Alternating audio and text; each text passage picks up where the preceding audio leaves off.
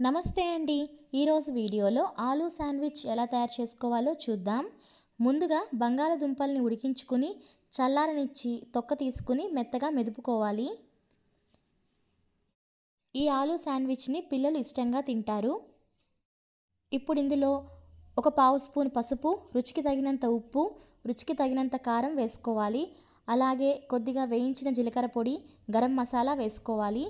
కొద్దిగా పుదీనా, కొత్తిమీర వేసుకోవాలి. కారంతో పాటు మీరు కావాలంటే సన్నగా తరిగిన పచ్చిమిర్చి వేసుకోవచ్చు. ఒక పెద్ద ఉల్లిపాయని సన్నగా తరిగి వేసుకోవాలి. అలాగే ఒక అరచెక్క నిమ్మరసం పిండుకోవాలి. వీటన్నింటినీ బాగా కలుపుకోవాలి.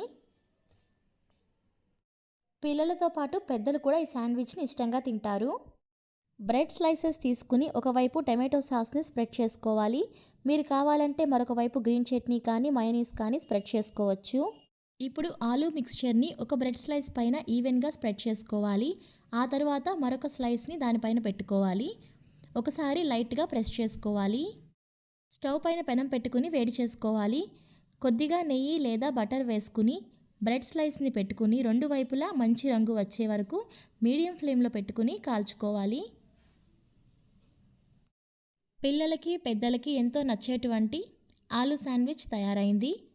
దీన్ని బ్రేక్ఫాస్ట్గా కానీ స్నాక్గా కానీ చేసుకోవచ్చు. మీరు కూడా ఒకసారి రెసిపీ ట్రై చేసి చూడండి. ఎలా వచ్చిందో మాకు కామెంట్ చేసి చెప్పండి. మరికొన్ని సింపుల్ అండ్ టేస్టీ రెసిపీస్ కోసం మా ఛానల్ను సబ్స్క్రైబ్ చేసుకోండి. అలాగే మరికొన్ని రెసిపీస్ లింక్ డిస్క్రిప్షన్లో ఉంటుంది. ఒకసారి చెక్ చేయండి. Thanks for watching.